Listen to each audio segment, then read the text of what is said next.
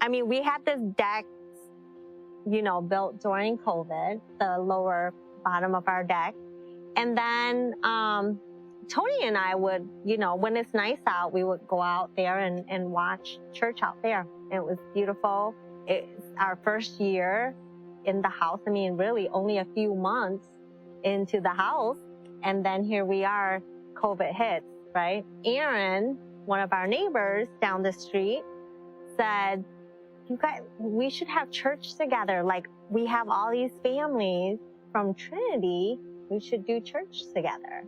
What I did was I was out finally meeting the Moonies, which they've been going to Trinity for, 20-some years. And, I met them one day and I said, hey, did you know that next door, Michelle and John also go to Trinity? And he's like, so they're to the left of us and you're straight ahead, like literally our property's all on a triangle like that and everything. I thought that was super cool. So he's like, it's so cool that our houses are the Trinity, like stacked on each other. And he's like, so why don't we all get together and just do a selfie one day and then send it to Pastor Marvin? And I said, yeah, that's pretty cool. So that's kind of how we connected. And then we met, Aaron and Joe down the road. And we also heard there are 2 houses down that way. And we heard that they also go to Trinity. I was like, so cool. So, so just one day I'm like, like we've had a beautiful summer, it's 70, 80 degrees every Sunday. And I'm like, I'm just going to drag that TV out there one day and see if anyone else wants to join.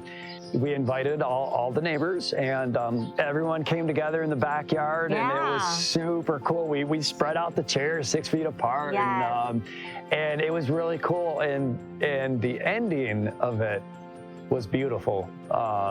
We kind of all stood up and we asked for anyone have prayer requests, things like that. But we have a neighbor that was close to death. We haven't met him. No one I don't think has met him except through social media and Facebook. But we all came together and just felt the need to have fellowship and pray for him and sent the video on over and we reported back saying that pulled him through it. So things like that, man. It's amazing. I think it's been great. Lucas will come out here and hang out with Maxwell. And so it's been great for them. And even when Landon can make it, he's here, especially with the parenting, the parenting situation right now. I think it was like great timing. And so, I think it's been really great for them. We have some houses being built across the way. We had new neighbors move in about a week ago.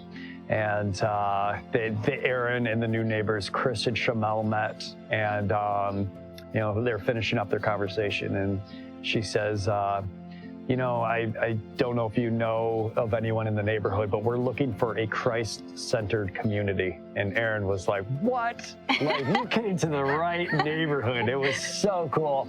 And she's like, our neighbors across the way have service. Please come every Sunday, 11 o'clock. And she came. Her husband was, I believe, sick and wasn't able to make it. But she came, and it was really great getting to know her. And but it's amazing how God works, man. We sometimes when we do these things, we don't realize there's an impact. So we're just like, well, we're just doing them to, is this God's will or not? But then when you hear stories like this lady's been praying her whole life to move into a community, a neighborhood that has God is a big part of their lives. It was so cool to see her light up and her coming on over, and she brought her Bible and her notes on over. And I was like, yeah, she's serious. Right. So it was cool. We wouldn't have met all of our neighbors, our church family here right in our neighborhood. So being able to do this at home, we were able to connect, and we really have a relationship with each one of our neighbors, in which, if we were still at church, we may or may not have ran into them or developed these relationships. So I think that's such a blessing. even if you don't have the level of technology to that point, and it wasn't for my husband, there's no way. I would just probably bring out my laptop and invite whoever may show up, like, do you want to do this with me? Because I feel like it's about just having other connections, right? And just to have somebody to do church with, because then you're not by yourself, you know? And to be able to share that same experience at the same time, share thoughts, prayers together, and there's an actual, like, another family or another friend who's in the same room with you, even if it's just a laptop. It's okay, I feel like.